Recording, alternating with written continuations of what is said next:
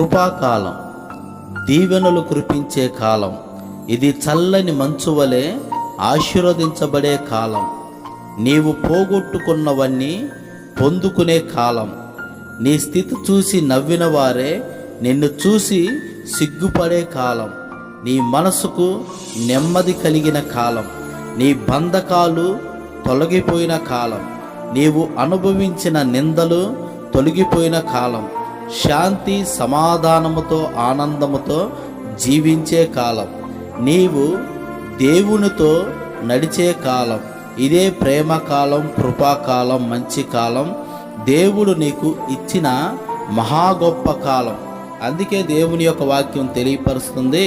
హగ్గయి 2వ అధ్యాయం 19వ వాక్యం మనం చదివినట్లయితే, అయితే ఇది మొదలుగోని నేను మిమ్మును ఆశీర్వదించదనని దేవుని యొక్క వాక్యం తెలియపరుస్తుంది.